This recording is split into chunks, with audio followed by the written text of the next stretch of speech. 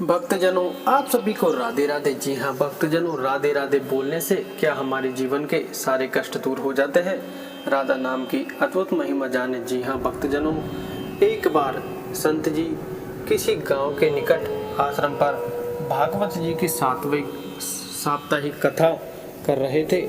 जी हाँ भक्तजनों, तीसरे दिन के वृत्तांत में यह कथा करते हुए बताने लगे, अनेक प्रकार के लोग जो पाप कर्म करते हैं उन्हें अनेक प्रकार के नरकों में जाना पड़ता है, लेकिन एक उपाय जिसके द्वारा नरकों में जाने से बचा जा सकता है।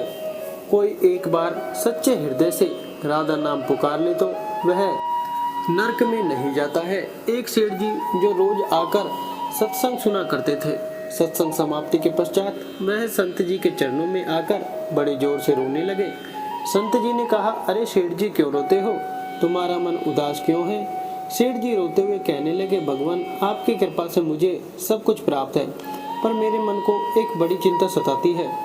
संत जी कहने लगे, कहिए कौन सी चिंता है? सेठ जी कहने लगे, आज आपने भागवत कथा में नरकों का वर्णन किया और वर्णन करते हुए बताया कि जीवों को अनेक पापों से नरकों की प्राप्ति होती है, लेकिन एक उपाय है जिसके द्वारा नरकों में जाने से बचा जा सकता है। तो प्रभु, मैं तो आपकी शरण में हूँ, रोज सत्संग सुनने आता हूँ। मेरे मन में तो यह विश्वास है, आप संतों की कृपा से, भागवत की कृपा से मेरा उद्धार तो हो ही जाएगा। लेकिन मेरा एक छोटा भाई है जिसकी उम्र 50 साल है। वह ना सत्संग में जाता है, ना परमात्मा पर विश्वास करता है और ना ही प्रभु का नाम सुमिरन करता है। उसका उद्धार किस प्रकार होगा? मुझे उसकी बड़ी चिंता सताती है। मैं उसे बहुत बार समझाने का प्रयास भी करता हूँ। इस संसार के काम तो होते रहेंगे, तुम भगवान के नाम का स्मरण भी किया करो। तब वह कहता है, ऐसा करने से कुछ नहीं होता है, तुम भी मत किया करो। मैं जितना आस्तिक हूँ, प्रभु के प्रति जितनी मेरी आस्था है, वह उतना ही कट्टर और अनीश्वरवादी है। तब संत जी ने कहा, क्यों चिंता करते हो, एक दिन उसका भी उद्धार हो ही जाएगा। सेठ जी रोते हुए कहने लगे, हे भगवान, उसका उद्धार कब होगा? आप जैसे महापुरुषों हमारे गांव में आए हैं, मुझे तो आप पर ही यकीन है, आप ही उसका उद्धार करके जाएंगे। अब आप कैसे भी कृपा कर मेरे घर आइए और एक बार तो उसके मुख से श्री राधा नाम का उच्चारण कराइए। तब सेठ जी की विनय सुन संत जी कहने लगे, सुन, कल सत्संग समाप्ति के पश्चात मैं आपके घर आऊँगा और उसे परमात्मा का सुमिरन अवश्य कराऊंगा। दूसरे दिन हुआ, सेठ जी अपने घर गए, संत जी के आने का इंतजार करने लगे। आश्रम पर कथा की समाप्ति हुई। अब संत जी अपने वचन के अनुसार सेठ जी के घर पहुँचे। जैसे ही घर पहुँचे, सेठ जी ने बड़े श्रद्धा भाव से संतों का स्वागत किया। उन्होंने अपने भाई को बुलाकर कहा, संत जी आज हमारे घर पधारे हैं, उनका दर्शन कर लो। वह अंदर से बैठे बैठे कहने लगा, मुझे ना किसी संत से मिलना है और ना ही भगवान से मिलने की इच्छा है। तुम ही उनकी सेवा करो और तुम ही उनका पेट भरो। संत जी ने जब यह वचन सुने, सेठ जी रोते हुए कहने लगे, भगवान जी, देखा आपने, आपके सामने ही आपका अपमान कर रहा है। संत जी कहने लगे, सेठ जी ख्याल न कीजिए, सब कुछ अच्छा होगा। अब सेठ को दिलासा देते हुए संत जी पलंग से उतरे और उसके भाई के कक्ष में आ गए और उसके कंधों पर हाथ रखकर कहने लगे, और बताओ आज तक कितना कमाया? वह संत जी को इस प्रकार अपने नज़दीक देखकर कहने लगा, अपना हाथ मेरे कंधों से हटाओ। मैं न संतों को मानता हूँ न भगवान को मानता हूँ। लोग जितने आस्तिक होते हैं, मैं उतना ही कट्टर नास्तिक हूँ। मैं भगवान को नहीं मानने वाला हूँ। आप मेरे नज़दीक क्यों आए हैं? संत जी कहने लगे, मैं तो अपना काम करने आया हूँ। संतों का काम होता है लोगों का उद्धार करना। आज तुम्हारे उद्धार का कार्य मिला है तो अवश्य करके ही जाऊँगा। वह सेठ का भाई भी बड़ा कट्टर था। वह कहने लगा, आपको किसी का भी उद्धार करना है कर लीजिए, पर मेरा उद्धार आप नहीं कर सकते। मैं कुछ भी नहीं करने वाला हूँ। सेठ के भाई को देखकर संत जी मुस्कुराए, कहने लगे, एक बार राधे राधे बोल दो। वह सेठ जी का भाई कहने लगा, मैं कुछ नहीं बोलूँगा। संत जी ने फिर कहा, राधे राधे बोल दो। वह कहने लगा, नहीं कहूँगा। फिर संत जी ने कहा, राधे राधे बोलो। वह कहने लगा, मैंने कहा ना, मैं नहीं बोलूँगा। तब संत जी पुनः सेठ जी के पास आए और कहने लगे, अब आपने मेरे ऊपर यह जिम्मा सौंपा है, अब मैं जैसा करूँगा, आप बीच में नहीं आना। आप सारे परिवार वाले बाहर जाकर बैठ जाओ, जब तक मैं आपको बुलाऊं नहीं, एक भी परिवार वाला इस कक्ष में न आए। अब इस प्रकार सेठ जी अपने परिवार सहित बाहर आकर बैठ गए। अब कक्ष में सिर्फ संत जी और सेठ जी का भाई था। संत जी ने पुनः प्रेम से कहा, अरे भैया, एक बार राधे राधे बोल दो। वह कहने लगा, मैंने आपसे मना किया ना, मैं नहीं कहता हूँ। न भगवान को मानता हूँ, न भगवान की बातें मानता हूँ। मैं कट्टर नास्तिक हूँ। संत जी पुनः उसे प्रेम से हंसते हुए कहने लगे, जितने तुम कट्टर नास्तिक हो, मैं उतना ही आस्तिक हूँ। मैंने अगर निश्चय कर लिया है, तुम्हारे मुख से राधा नाम सुनकर ही जाऊँगा, और पक्का समझ लेना कि तुम्हारे मुख से राधा का नाम निकलेगा ही। वह कहने लगा, आप कितना भी प्रयास कर लो, मैं एक बार भी नाम नहीं लेने वाला हूँ। अब संत महापुरुष होते तो बड़े दयालु हैं, पर लीला मात्र उन्होंने क्या किया, उस सेठ के भाई का हाथ पकड़ा और हाथ पकड़कर जोर से घुमाने लगे। अब वह सेठ ठहरा 50 साल का, वृद्ध अवस्था थी। संत भी वृद्ध थे, पर संतों के अंदर भक्ति का तेज होता है। उन्होंने जोर से उसके भाई का हाथ घुमाया और मरोड़ दिया। हाथ घुमाकर संत जी फिर कहने लगे, कहो राधे राधे। वह कहने लगा, नहीं कहूँगा। अब तो संत जी ने जोर से हाथ घुमाकर सेठ के भाई को जमीन पर पटक दिया और खुद उसके पेट पर चढ़कर बैठ गए। और संत जी फिर कहने लगे, बोलो राधे राधे। वह फिर कहने लगा, नहीं कहूँगा। अब तो संत जी ने उसके दोनों हाथ पकड़ उसके पैरों को बांध दिया और कहने लगे, कहो राधे राधे। अब ऐसी अवस्था में वह सोचने लगा, यह संत तो मुझे मार ही देंगे। तब उसने बिना इच्छा के एक बार ऐसे ही कह दिया, राधे राधे। जैसे ही उसने राधे राधे कहा, संत जी ने उसके हाथ पैर खोल दिए। उसके बंधनों को छोड़कर बाहर आकर कहने लगे, सेठ जी, आपका कल्याण हो गया, आपके भाई का भी कल्याण हो गया। सेठ जी कहने लगे, अंदर से बहुत तेज आवाजें आ रही थी। तब संत जी कहने लगे, आपने काम ही ऐसा दिया था।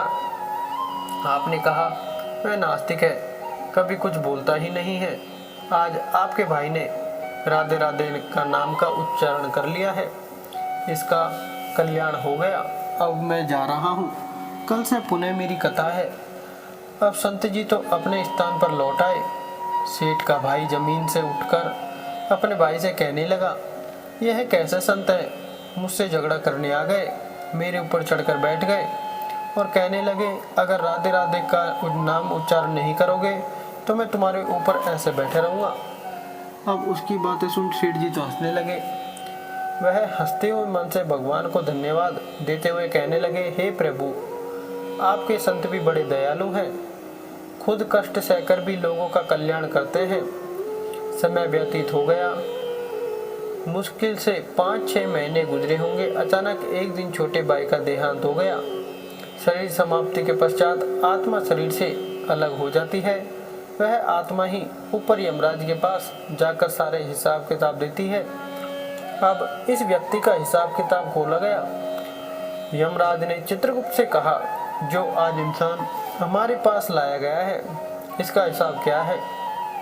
चित्रगुप्त कर्मों का हिसाब देखकर बताने लगा, हे भगवान, इसने अपने जीवन में कभी परमात्मा का सुमिरन नहीं किया है, सदा पाप ही पाप किए हैं, इसे तो सीधे नरक भेज दिया जाए।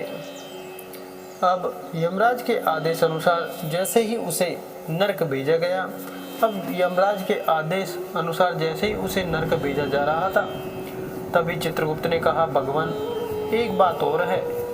यमराज जी ने कहा, कौन सी बात? चित्रगुप्त ने कहा, भगवान, एक बार संतों के कहने पर इसने राधा नाम का उच्चारण किया था।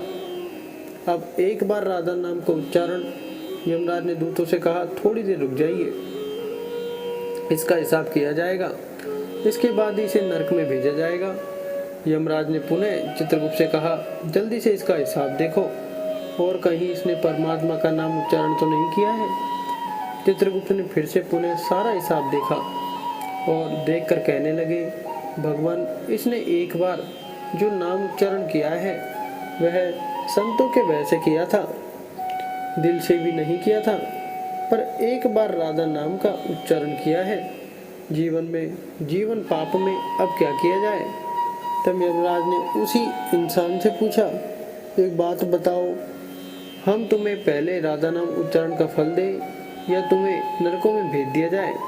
तब वह भक्त हाथ जोड़कर कहने लगा, भगवान, नरक में तो जाना ही है, इससे अच्छा है आप मुझे एक बार राधा नाम उच्चारण का फल दे दो, फिर मुझे जहाँ चाहो भेज देना। अभी यमराज जी अपनी पुस्तक खोलकर देखने लगे कि एक बार राधा नाम उच्चारण का फल क्या है। उन्होंने सारी पुस्तकें खोल दी पर उन्हें कहीं फल दिखाई नहीं दिया। तब वह विचार करने लगे, एक बार राधा नाम उच्चारण का फल तो मुझे पता ही नहीं है। तब वह अपनी शंका के निवारण के लिए उस भक्त को अपने साथ लेकर स्वर्ग लोक में आ गए। स्वर्ग में आकर यमराज ने इंद्रदेव से कहा, हे इंद्रदेव, मुझे बताइए एक बार राधा नाम उच्चारण करने का क्या फल है। तब इंद्रदेव ने बहुत प्रयास किया पर उन्हें भी इसका फल पता नहीं चला। तब वह सब देवता मिलकर ब्रह्मदेव के पास आए। ब्रह्मदेव ने जब उन सबको देखा तब ब्रह्मदेव उनसे पूछने लगे, यह आपके साथ इंसान कौन है।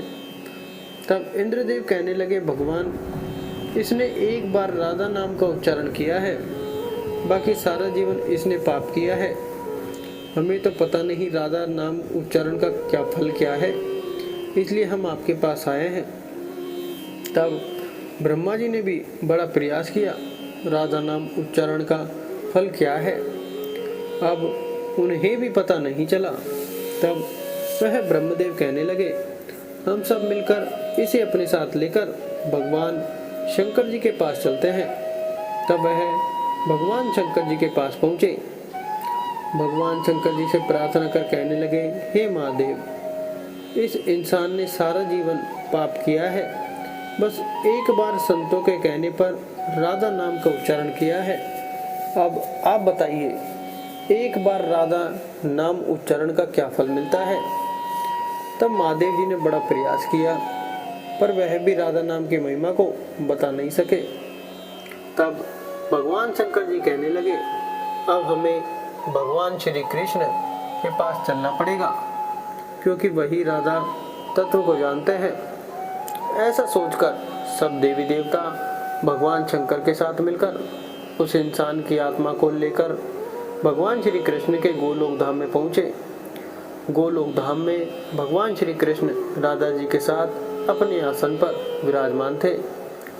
भगवान श्री कृष्ण ने सब देवी देवताओं को सम्मान किया, उनसे पूछा, आज अचानक से आने का क्या कारण है। तब भगवान शंकर हाथ जोड़कर कहने लगे, हे भगवान, यह इंसान इसे धरती से लाया गया है, इसने अपने जीवन में अनेक पाप किए हैं, पर एक बार राधा नाम का उच्चारण किया था। यमराज जी पता न कर सके कि एक बार राधा नाम उच्चारण का फल क्या है।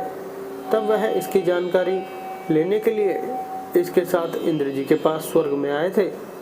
फिर स्वर्ग से होते हुए ब्रह्मलोक आए, फिर ब्रह्मलोक से होते हुए यह मेरे पास पहुँचे। अब मैं इन सबको अपने साथ ले आपके पास लेकर आया हूँ। अब आप बताइए, एक बार राधा नाम उच्चारण का क्या फल हो सकता है। जब इस प्रकार बातें चल रही थी तब श्री कृष्ण के पास बैठी राधा रानी बड़े जोर से हंसने लगी। तब भगवान श्री कृष्ण ने कहा, हे राधिका, क्यों हंसती हो।